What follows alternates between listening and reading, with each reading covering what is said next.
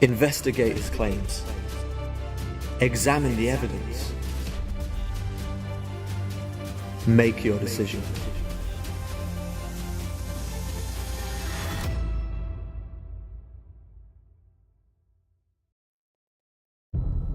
A man named Lazarus was sick.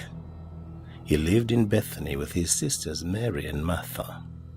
This is the Mary who later poured the expensive perfume on the Lord's feet and wiped them with her hair. Her brother Lazarus was sick, so the two sisters sent a message to Jesus telling him, "Lord, your dear friend is very sick." But when Jesus heard about it, he said, Lazarus' sickness will not end in death. No, it happened for the glory of God, so that the Son of God will receive glory from this. So although Jesus loved Martha, Mary, and Lazarus, he stayed where he was for the next 2 days. Finally, he said to his disciples, Let's go back to Judea. But his disciples objected. "Rabbi," they said, "only a few days ago the people in Judea were trying to stone you. Are you going there again?" Jesus replied, There are 12 hours of daylight every day. During the day, people can walk safely. They can see because they have the light of this world. But at night, there is danger of stumbling because they have no light. Then he said, Our friend Lazarus has fallen asleep, but now I will go and wake him up. The disciples said, Lord, if he's sleeping, he'll soon get better. They thought Jesus meant Lazarus was simply sleeping, but Jesus meant Lazarus had died.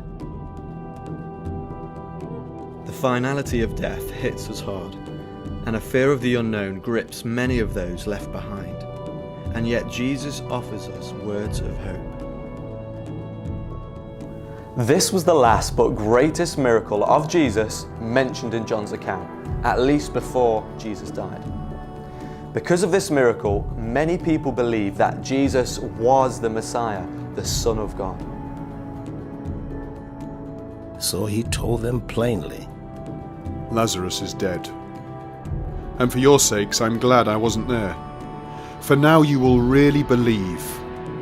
Come, let's go see him. Thomas, nicknamed the twin, said to his fellow disciples, Let's go too and die with Jesus. When Jesus arrived at Bethany, he was told that Lazarus had already been in his grave for 4 days. Bethany was only a few miles down the road from Jerusalem, and many of the people had come to console Martha and Mary in their loss. When Martha got word that Jesus was coming, she went to meet him. But Mary stayed in the house. Martha said to Jesus, Lord, if only you had been here, my brother would not have died. But even now, I know that God will give you whatever you ask. Jesus told her, Your brother will rise again. Yes, Martha said, he will rise when everyone else rises at the last day. Jesus told her, I am the resurrection and the life.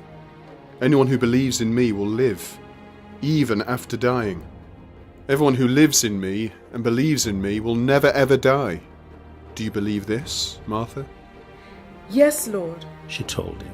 I have always believed you are the Messiah, the Son of God, the one who has come into the world from God.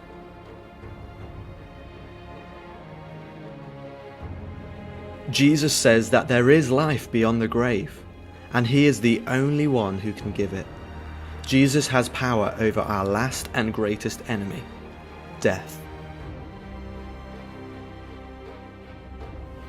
This gives the person who believes in the words of Jesus great hope. For the believer, death is not the end. It is only the beginning. The Bible says that no eye has seen, no ear has heard, no thought has ever entered the heart of man what God has prepared for those who love him. The best is yet to come for the believer. There will be no more tears, no more pain, no more suffering, no more death. Why? Because Jesus said, I am the resurrection and the life. Then she returned to Mary. She called Mary aside from the mourners and told her. The teacher is here and wants to see you. So Mary immediately went to him. Jesus had stayed outside the village at the place where Martha met him. When the people who were at the house consoling Mary saw her leave so hastily, they assumed she was going to Lazarus' grave to weep. So they followed her there. When Mary arrived and saw Jesus, she fell at his feet and said, Lord, if only you had been here, my brother would not have died. When Jesus saw her weeping and saw the other people wailing with her, a deep anger welled up within him, and he was deeply troubled.